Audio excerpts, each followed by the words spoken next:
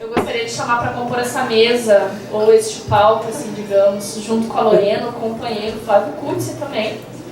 Palmas ao Flávio. Uma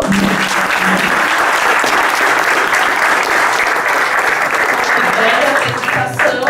O Flávio foi o ícone da geração de 68, não preciso me estender muito com relação a isso. Ele enfrentou a militância desde muito cedo na clandestinidade.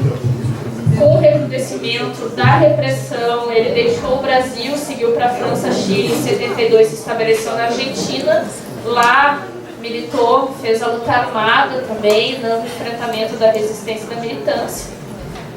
E também a respeito dele, enfim, preso em 75 até 79, depois seguiu para a França novamente, retornou diplomado em Sociologia pela École des Hautes. Flávio também foi chefe da Casa Civil no governo Olívio Dutra, primeiro governo da Frente Popular do Estado, deputado estadual aqui, um dos principais intelectuais do PT gaúcho. Boa noite a todos. Mais do que nada, num contexto deste sarau, me dá uma certa vontade de fazer alguns comentários, assim, algumas observações, porque a reconstrução, digamos assim, histórica e política daqueles anos foi uma atividade intensa nessas semanas e nesses dias, e ela projetou para muitos de nós, que comentamos também todos, uma experiência certa fecunda e alegre surpresa, assim, que foi o fato de que em múltiplas atividades houve a presença de muitíssimos jovens, no sentido de que, por exemplo, o exemplo da atividade na reitoria da URGS justamente tinha a ver com essa ideia de retomar e testemunhar sobre elementos da luta de resistência contra a ditadura, que fazia 50 anos que tinha se dado, a presença lotando absolutamente. A teoria era 1.200 jovens de várias áreas de cursos de história, seja na esfera universitária, seja várias escolas onde haviam cadeiras especiais, e estavam todos lá. E tinha umas 1.000 pessoas fora que não tiveram como entrar. E isto foi muito impressionante, assim, porque se poderia supor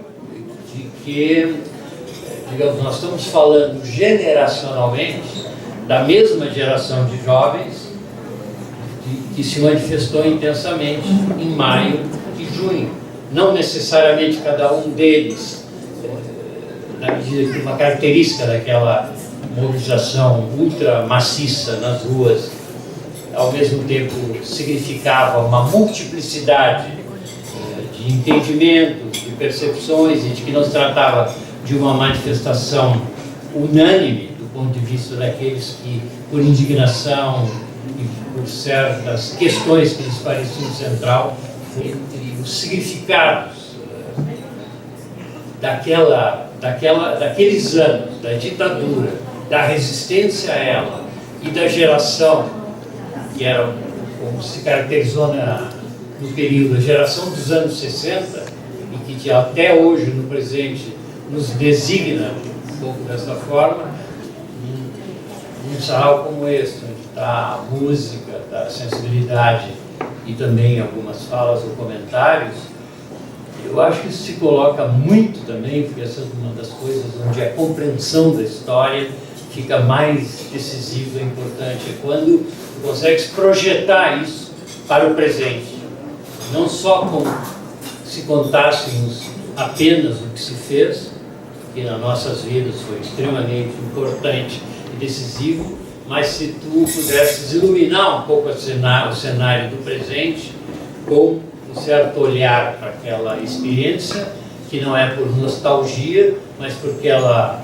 permitiu compreender determinadas coisas e ela permitiu, de certa maneira, chegarmos até aqui. Porque quando o balanço daquela época se faz com muita consciência e dor, não é? Dos que perdemos no caminho, que morreram na luta, dos que tiveram muito tempo no exílio, da dor e do sangue que foi preciso oferecer para aquele período, mas que do ponto de vista prático, naqueles anos, não eram uma vitória, nós fomos duramente reprimidos, mas ficou sendo e continua sendo, na minha opinião, um elo. Sublinho a palavra elo, ou seja, quando mais deserta as circunstâncias, quando mais violenta era a ação repressiva da ditadura militar, mesmo ali, mesmo contra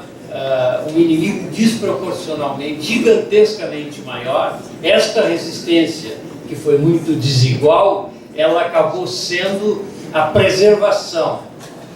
quase subterrânea, mas que nunca mais se perdeu, de valores democráticos, de valores essenciais, e de que a noção de sacrifício, a noção de interesse pelo destino do povo brasileiro e do país brasileiro teve um elo, né, que mesmo então que não se transforma num resultado imediato, mas é um pedaço do caminho que nos permitiu depois, bem depois, dar outros passos, onde talvez sem isso houvera sido impossível. Então, desse ponto de vista de uma geração, que é um termo que se usa muito quando se quer designar que num período histórico determinado algumas pessoas tiveram a mesma sensibilidade, entenderam o mundo que vivia mais ou menos da mesma maneira e tomaram uma decisão muito semelhante de lutar e resistir, dá para dizer, sem forçar, de que esses elementos que articularam essa luta, essa resistência e a vida daqueles que escolheram fazer isso, porque era uma escolha livre de como viver naquelas circunstâncias do país, isto configura um pouco essa ideia de geração, ou seja, de que os ventos e os sinais de uma época foram apreendidos e propulsionados e também modificados por muitos ao mesmo tempo. E geralmente, naquele período, há uma característica que se vê muito nos que reconstituem o período, é a ideia de que foram os jovens. Uma parte importante da juventude brasileira passou a enfrentar todos os desafios e, portanto, é possível caracterizar a resistência de então como predominantemente jovem. Né?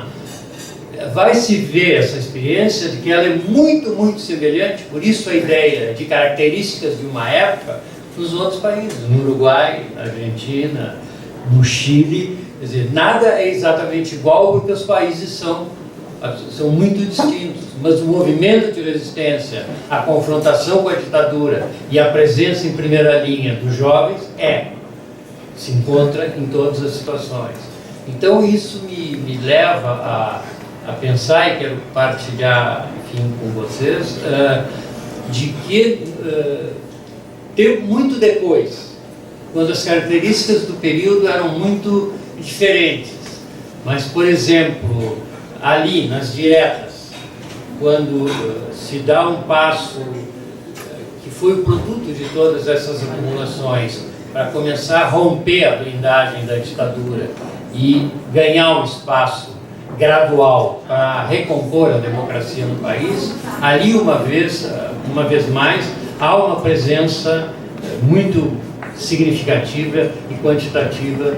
de jovens que vão fazer suas primeiras armas, não no sentido da arma propriamente dita, mas suas primeiras lutas e aprendizados sobre a atividade política nesse contexto que era a possibilidade de abrir as portas da democracia para esse país. O período inicial dos anos 2000, que para quem vive em Porto Alegre foram tão particularmente sensíveis e importantes, seja com nossas experiências de governo no município e no estado, nós vamos ter um fenômeno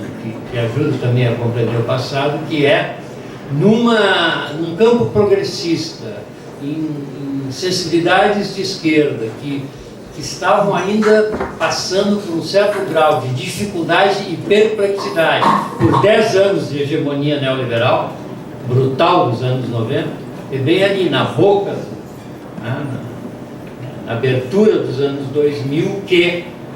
nós, com tantos outros, fazemos aqui o Fórum Social Mundial, e que ele vai ter exatamente esta natureza, assim. Ele ainda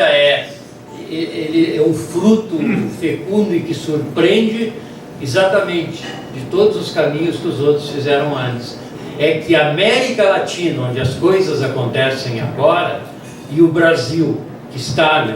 nessa circunstância toda, é uma América Latina que durante esta década teve para seus povos e através de seus governos a melhor situação da sua história nos últimos 100 anos. Assim, isso não é uma palavra de barricada e de fechar um discurso veemente, é exatamente assim.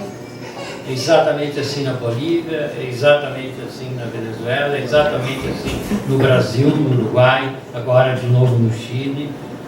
E são experiências todas diferentes uma da outra. Mas o que elas têm em comum é que todas avançam. E nós mesmos, daquela geração, que pagamos um certo preço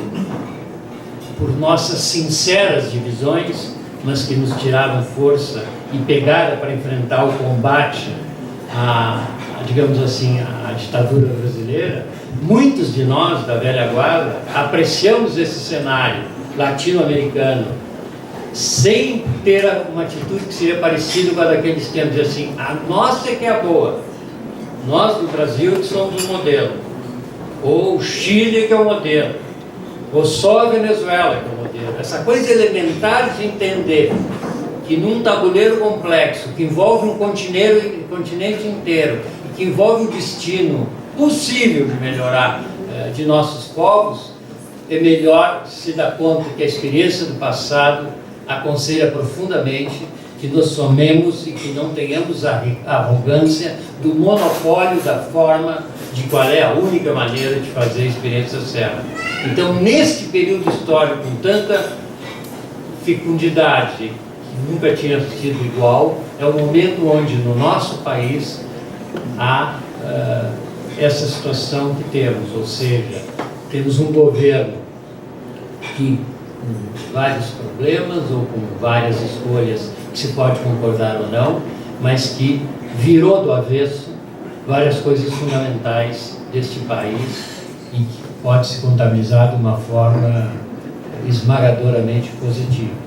40 milhões de pessoas podem, com a ajuda, Bolsa Família, ter um pouco mais de condições na sua vida. Isso é um assunto